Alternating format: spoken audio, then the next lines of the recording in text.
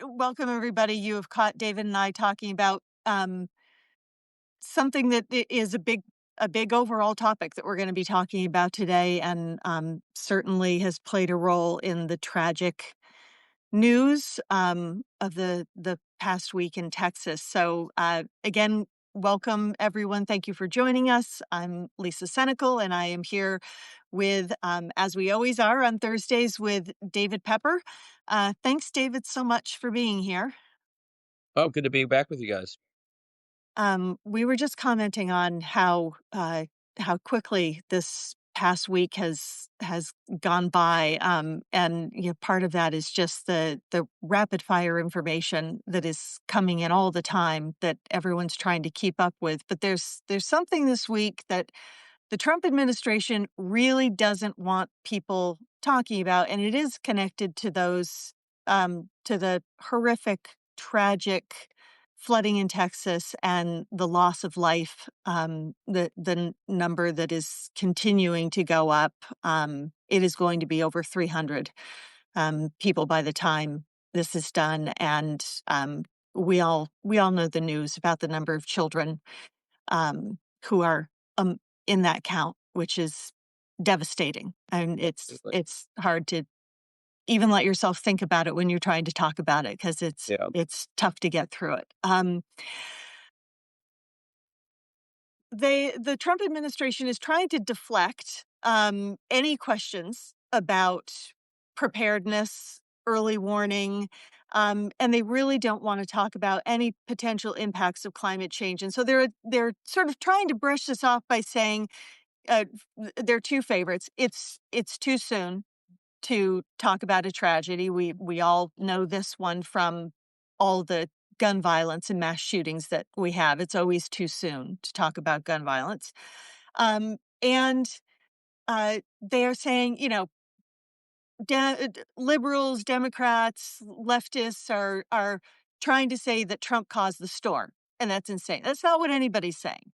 Right. But um, there there have been big cuts to both the budgets and the staff of NOAA and the National Weather Service, and it's all part of the plan. So, David, can you talk about another thing that they broadcast publicly in Project 2025 when they published it? And this is Yeah. part of the plan. Yeah, it really is, and yeah, it was just awful to read. You and I talked 2 weeks ago. I was looking at a camp for my own son next year. So this is leaving kids for a month or 6 weeks, thinking or 8 weeks, thinking about what these families have been through is just horrible. So I don't talk about this with some kind of finger pointing attitude. I really don't. And but w- kids, families, longer term, shorter term we all deserve to think about and know and understand what's happening. And what just bigger picture, does climate change lead to more extreme weather events? How do we prepare for that?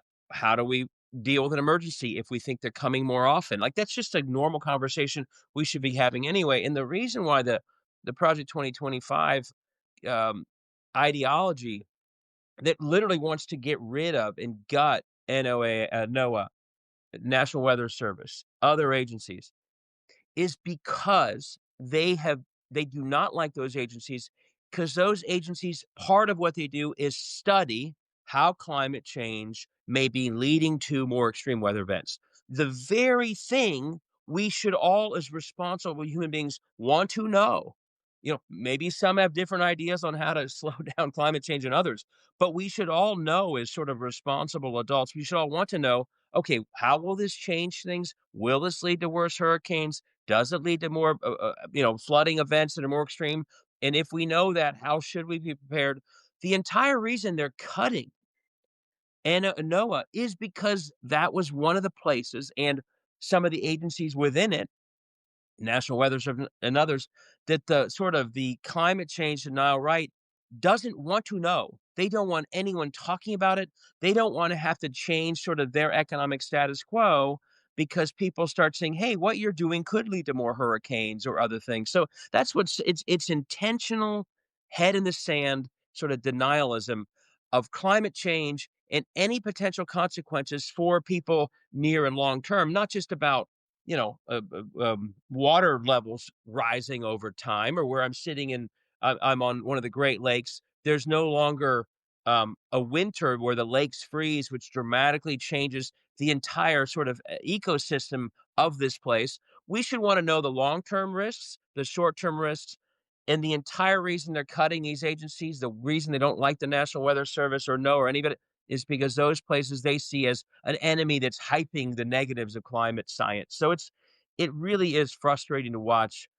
And if we do think there will be more short-term extreme weather events, it's even worse. It's even worse Right. to deny ourselves those facts and deny ourselves the ability to prepare for those things short and long term. So yeah, and one of the reason I wrote a few days ago is I also get not frustrated, but people most of the articles about the cuts to NOAA attribute it to Doge and Musk. Yeah. And it leaves the impression, oh, it's just a bunch of 20 somethings who did know what they were doing cutting these agencies. That may be true in some cases. This is not that. This is much deeper. This is ideological. And that's why, way beyond the Doge cuts, the big, ugly budget that just passed, the bill, had much more tough cuts on these very agencies than Doge had even put in place. So make no mistake, this is not those 20 something Musk people doing things just scatterbrained and making mistakes. This is a very intentional ideology that goes back to Project 2025, and really, not to get crazy here, but goes back to 20 years of attacking democracy. So much of the attack on democracy in Ohio, so much of the gerrymandering came from climate change denialism in big energy, not wanting to adjust what they do in order to have less of a footprint. If we assume that the climate change is real, that accounts for so much of the multi-decade attack on democracy we've seen, the Koch brothers and many other industries.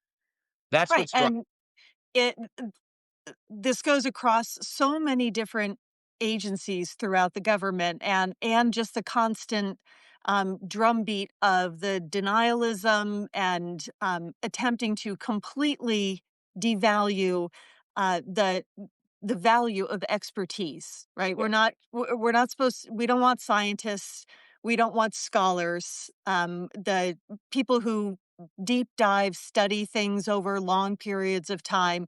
These things are bad because how else can you justify having an anti-environmentalist running the EPA and, gutting regulations and removing worker protections? All of these things are connected. And I was thinking this morning, so much of this stuff, you just hear it over and over again across these different agencies. But it struck me this morning that it is back over time. And I looked back up when it was that Trump had said during COVID that the way that we decrease the number of COVID cases was that we stopped testing people. yes, Right? that's You key. just don't ask the questions anymore, and the problems magically go away. So that was in Yeah, June of 2020 when there were 18,000 deaths in the yeah, United States. In July, there were 31,000. In August, there were 30,000. And we know this goes on for years. yeah, And this is just the same old tactic yeah, of don't look over here at the stuff that we're allowing to happen. yeah, We're going to give you something else that you need to be focused on, and and now we're seeing it with the that we're at the highest rate of measles that we've been since I think 1992. And vaccination rates are going down because we have a bunch of kooks who are now in charge of the vaccine board, and we have RFK in mhm, charge of that. So it's you have a piece today, David, where you talk about the top 10 failures of the Trump administration, the yeah, yeah, promises that he has not kept. And um, it's not just that he hasn't kept them he's intentionally it's not I haven't been able to get these things through Congress that I wanted to do. He has gotten things through Congress that are doing the exact opposite of Yeah. his campaign promises. So, can you walk us through a couple Sure. of those? And let me just say, your analogy to what he said about, well, if we don't test for COVID, then it goes away. That's the NOAA cuts. That's the perfect analogy. It's we and they don't want to have data connecting climate change to more extreme weather, so they don't want agencies that are researching and analyzing that data. That's exactly the analogy, and that's why it's so much deeper. This was never about efficiency. This is about that. Yeah. So the Epstein. It was interesting to see even Roseanne Barr mad at Trump about the Man, when you've Epstein lost list. Yeah, Roseanne. yeah. If you lost Roseanne, obviously Elon Musk is on a rampage. And JD Vance, I quoted him. 30 days ago, he was saying they should release the list. So it clearly is a quote promise that they made that even their own supporters are at least some of them are mad about. So it did make me think because it gets lost sometimes. Well, he's always promising stuff. What else? What else has he promised? And so I did do a top 10, and one was because we let it get forgotten, and they're sort of what's the strategy? Flood the zone strategy. It does work because they make so many crazy promises, so many crazy claims. In many ways, the promises themselves are the lie. It's just a lie. It's not really a promise. We know, Yeah. like we've been told we'd have a health care plan in the next 2 weeks since 2020 at least, and my guess is going back to the beginning of his first term. The 90 deals in 90 days. I kind of went through all of them and I'm asking people to rank what they think are the worst in terms of the most meaningful. The Medicaid cuts only weeks ago, he said he wouldn't touch them. Now he has. Obviously, the Epstein one. So I go back through a lot of them, and I think you And we were actually, gonna have 0 inflation yeah, zero on day inflation. 1. Russia, Ukraine would be over. I mean, Yep. and I do think mine was just sort of my own list, but I do think you're asking a tougher question, which is how does he get away with how does he get away with such egregious broken promises? And I do think that's a challenge for Democrats, and I would say any media who wants to play a role of accountability, which is sort of in theory what media should be doing. How do you have someone be held to account for those promises? And I think rather than like, not to criticize my own work today, I think the answer has to be you got to focus on the ones that do really impact people. Where you do think, and I don't know which ones in the end are the most impactful, but I think he ran around saying, "I want to deliver free IVF." Yeah. Okay, like there are going to be people who voted for him, having heard that and thought, "Oh, that's what he said." And if it never happens, or if it never happens, they may remember that. It could be very important to hundreds of thousands or millions of women that or families that he said that. I think the Medicaid cuts are another example. And now again, they've timed them so that it may not hit right away, but it may time very badly for there'll be a lot of issues around 26, but the timing may be especially bad for 28 election cycle.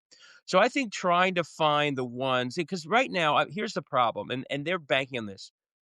Whenever I see someone yelling that another politician's hypocritical, I think that's not going to get you anywhere. Right. The average voter thinks everyone's a hypocrite in Yeah, that's politics. baked in at this And they're point. kind of and Yeah. they've been proven right many times. Yeah.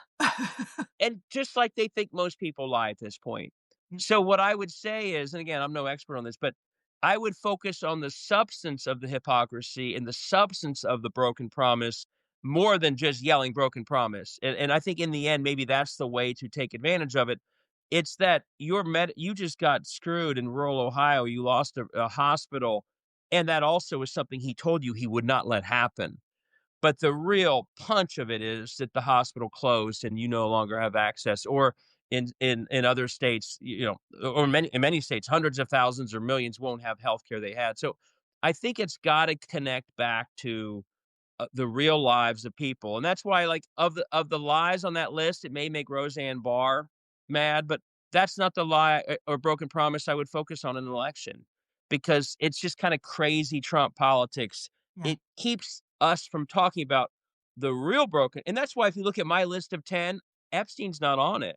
Even though I do frankly, I want if there's some list, I think we should all see it just for justice, but of the things that I think Trump is doing most, damage politically, potentially for himself, it's Medicaid cuts. If people really believed he was gonna get rid of Social Security taxes, and then it turns out that over time he weakens Social Security, saying that if it's gutting healthcare, and he said there'd be a plan in 2 weeks, and then he doesn't do it. Or I think right now he's doing very badly in polling on the fact that costs are still up, and he was very clear about reducing grocery prices. So I think running around saying broken promises and lies, as you said, that's baked in. It's the subject matter of the broken promise and of the lie that I think is where the sort of the best political opportunities may lie is what I would say. Yeah, I'm still astounded by the things that he can say that are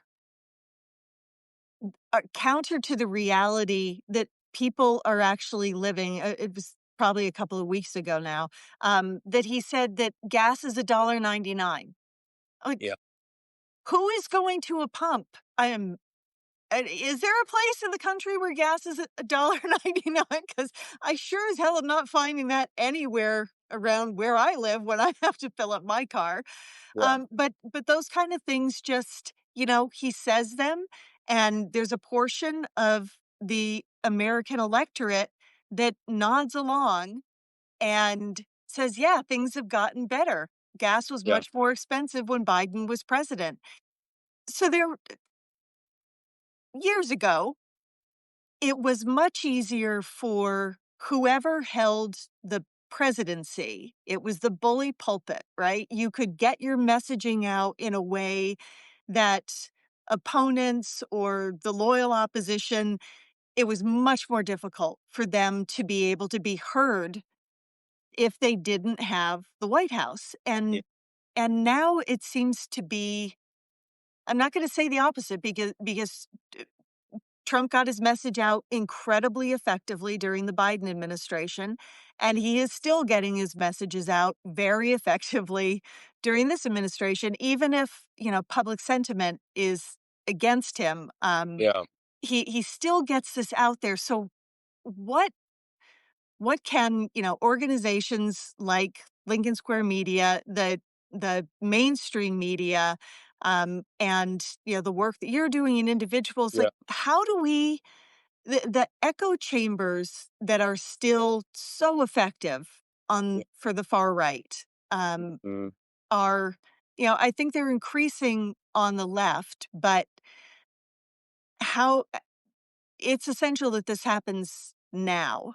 So yeah, how do we more effectively communicate what is actually happening and shellac Trump with, these should be the Trump Medicaid cuts.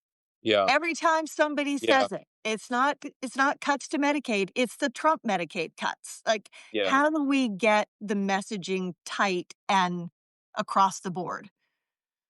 I mean, I hate to say it, I think we can learn a lot from the last really almost the entire Biden administration, where I think they failed to take advantage of the bully pulpit. I really do. Yeah. I think I think there was still the mindset of, "Oh, if we do good work, people will see it."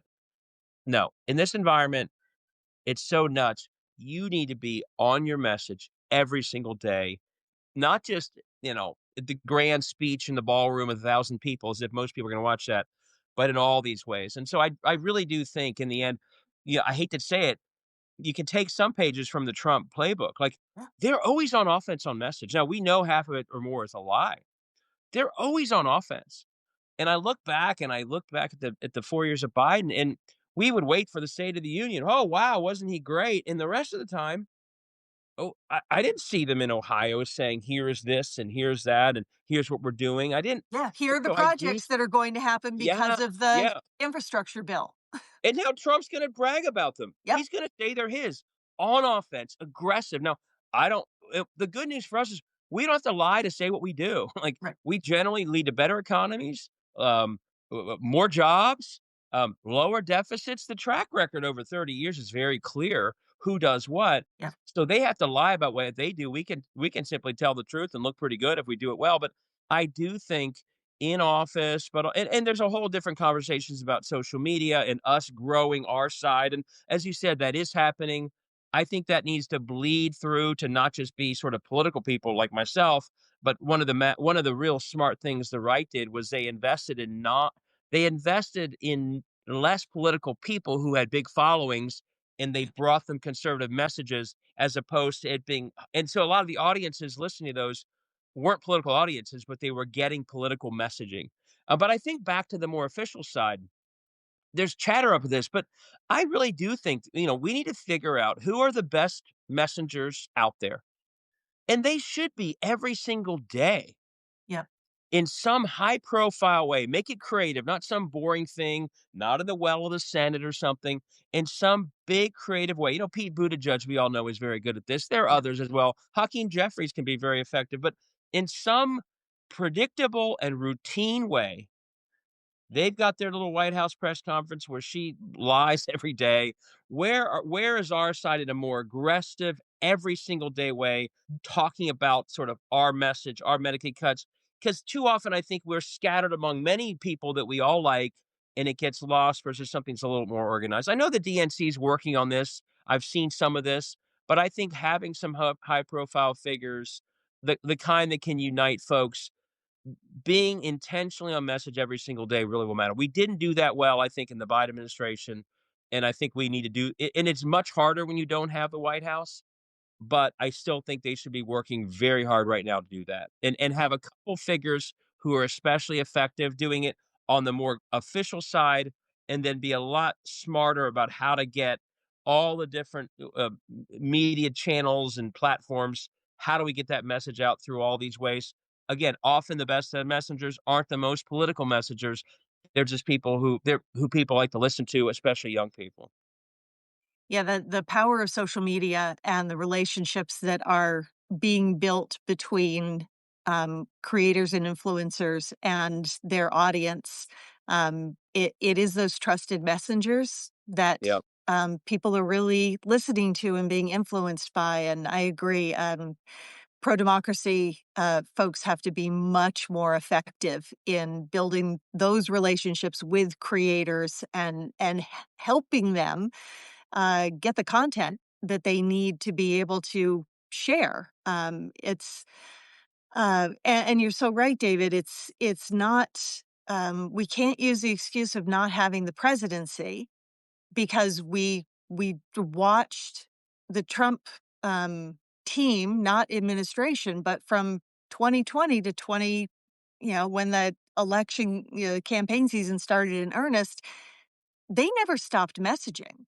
They were out there, the entire time, and last week leading up to the Senate and then the House votes on the big ugly bill, um, there was a lot of good messaging out there, and this week it feels like crickets, and there's no reason to stop talking about. We can go from talking about what this bill would do if it's made law to look what they did. Yeah. This is now the law of the land, and these are the things that are going to happen. You included in a piece of yours this week, I think, more than 300 hospitals in Ohio are at No, risk that was of nationally. There were 11 in Ohio, nationally. 11 in or Ohio, like, over yeah, 300, yeah. um, And one, so I just closures. one apparently already closed. These are hospitals that are already on life support. Yep, And you start negating their, a lot of them rely very much on Medicaid payments to keep going. And so, yeah, you already have terrible healthcare deserts, and you're about to, if this happens, have more. And I think there are many way, even though they've delayed some of the cuts until after 26, that's never stopped anyone from messaging about what they've right. done and what it will do and how it already is an environment where people, I mentioned this in the story I wrote. I was out campaigning with the woman that we talked about last week, Dr. Amy Acton. We were in a rural part of Ohio, And one woman described someone she knew who twice delivered a baby on the rural highway on the way to Cincinnati because she's in a healthcare desert, um, couldn't make it. So people already know some of these issues. And so I don't think, even though they're being cute about the timing of it, I don't think that stops you in any way from running really hard on these issues, and connecting on them.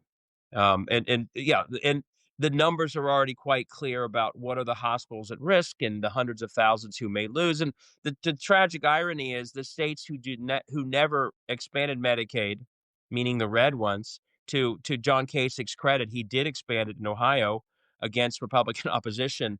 The states who never expanded Medicaid are the most at risk of losing healthcare access, hospitals, et cetera, from the bill that just passed. And we should be connecting on that every single day. Yeah, I would have loved to see this hospital that's already closed, and hospitals are it's not the cuts are not going to have to be in place for hospitals to start making decisions that they have to close or they have to, cut. They're going to close an emergency room or they're going to close their birthing center, as is happening in the rural hospital that is closest to me, where I would not for birthing care any longer, though I did have one of my children in that birthing center that is now going to be gone for folks.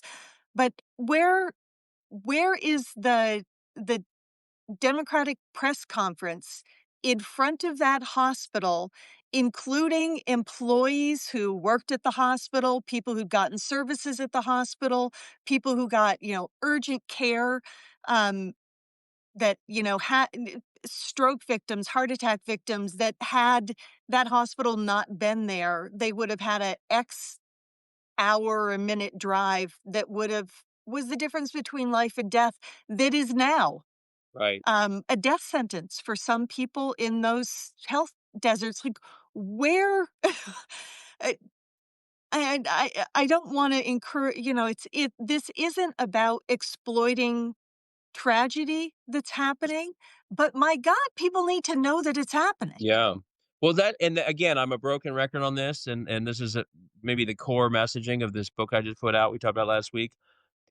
The most likely way those press events will happen is that candidates are running in those places. That's where it will happen. And again, I actually I think Hakeem Jeffries is very impressive. I think he does a great job. But he tweeted after the budget bill passed, we are going to hold rep- every swing district Republican accountable for this vote. And I retweeted saying, no, not every swing district Republican, every Republican. Yeah, If our decision from these terrible bills is we're only going to message on this in 25 swing districts, then that means almost every rural hospital you just talked about isn't going to have that press conference. right. If we run hard and support candidates in all these places, by the way, state house budgets like the one in Ohio, um, they just doubled down on the Medicaid cut. So in a lot of red states, it's a double whammy on Medicaid. It's not just the federal, it's state. Yeah, Well, if we're running in every state house district and we're smart enough to invest, you're not going to give a super gerrymandered red district the same support as a swing congressional district. But if there's a base, and this is something I'm trying to build in certain states like Ohio, if there's a baseline of support enough so people run, that greatly m- increases the chances that those candidates will stand in front of the hospital. Maybe they were a nurse from that hospital. Those are some of the best candidates. Or yeah, maybe they're a teacher from the school that's paying the price for the current cuts on education. The best chance of having that message out there with real people from those real communities is not parachuting in, it's not a bunch of operatives scheming in some headquarters in just Washington.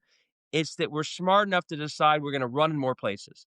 And even if we lose in those places, we're at least having that press conference right. to actually be on message. And by the way, one of the articles I shared in that story on the hospitals was the local, very local paper saying, "Oh my gosh, our hospital may close." That's what we need to be pushing in the best way. Again, in a competitive political environment, having a candidate, even in a 60-40 or 70-30 district, doing a press conference in front of that hospital, even if they ultimately lose 7 months later, is so much better than not running at all. and then there's never even the conversation. So I do think we've got to be out in those places, but the messaging will follow where we decide to prioritize. A model where we only focus on a few swing districts means we're never in those places. And guess what happens then? Only the other side's message Yep. happens. Oh, well, the reason this hospital is closed is because of immigrants or able-bodied people. We're abusing this. And those people only hear the propaganda and they never hear what's actually happening. So I think the messaging also follows from a broader political strategy that understands how much damage is being done when we're only fighting for democracy in a handful of places. Yeah, we have to be fighting for democracy everywhere. I know David's book, Saving Democracy, available everywhere that you purchase books. Please go out and get it. It is, as his title describes, it's a user manual for pro democracy people to be able to be active on every level. So there's not a single one of us who can't be having an impact in some way. I really encourage people to get the book. It's Saving Democracy. And David, we're gonna keep talking about this stuff because we all Well, have to keep talking about this stuff. So thank you as always, for being here with us, and we'll see where you are next Thursday. yeah, I'll be back home. All right, we Take will care, see you everybody. back in Ohio next week. Okay. Take care, Thanks, everyone. David. Bye bye.